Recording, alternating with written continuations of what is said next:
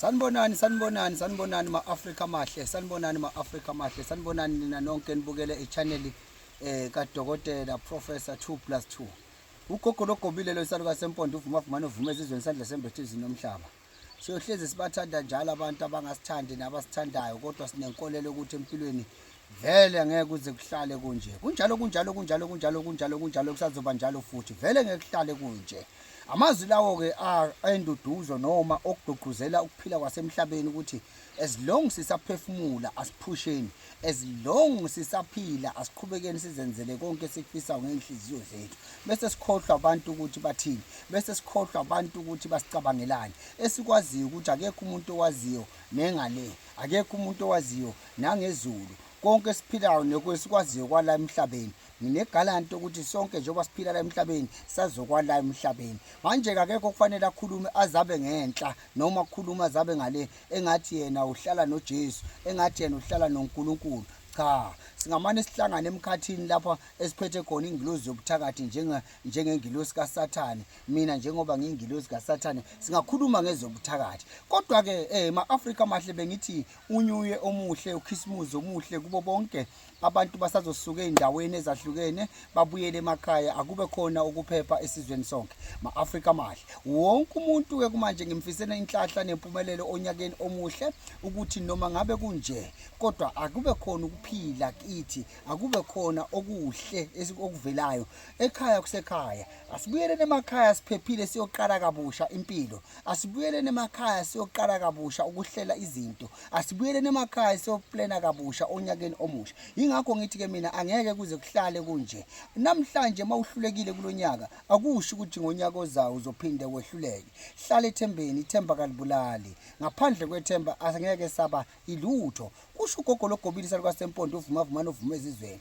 Lalela ke, ake sikhulume kanje sigqugquzela ithemba. Uma uhlulekile kulonyaka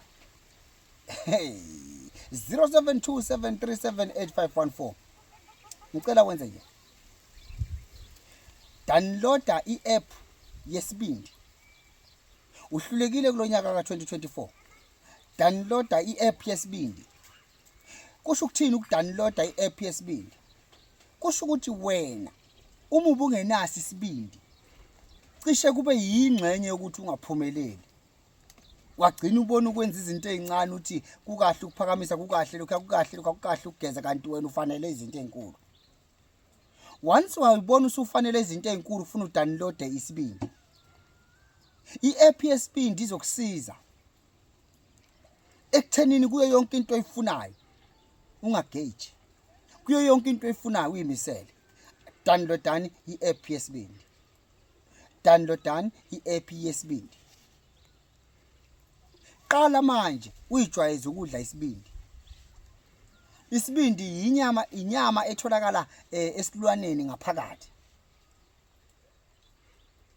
Qalani namhlanje ma-Afrika mahle nidownload i-app yesibindi ukuze zonke imiso zenu zibe impumelelo, ukuze zonke izinto enizifusayo zidinga isibindi. Ngishukuma phambi kwabantu udinga isibindi, okusho ukuthi ngaphandle kwesibindi angeke saba yilutho. So ngiyacela ukuthi bonke abantu abafisa ukuthi unyaka bawuqale kahle noma ngesihle abaqale badownload i-app yesibindi. I-app yesibindi izosinikeza ithemba, izokwenza ukuthi lokho esikufuna kwenzeke ngendlela esifuna ngayo, ngoba sobe singesabi lutho. Sithi phambili thina phambili ngenkani, sithi phambili ngani, ngoba sesine app esidownloadile yesibindi. Ayikho into esiyisabayo, ayikho into esithi thina iyingozi, le ayisingozi kodwa sila nempumelelo.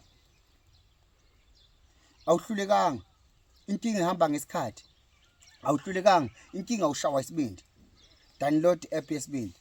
Ngila kwaMhlaba yalengane, Dokotela 2+2. 0727378514. Ma-Afrika mahle, ngiyanithanda. Ukhisimuzi omuhle, unyuyo omuhle, ukuphepha okuhle, sinifisela okuhle kodwa. Siyabonga.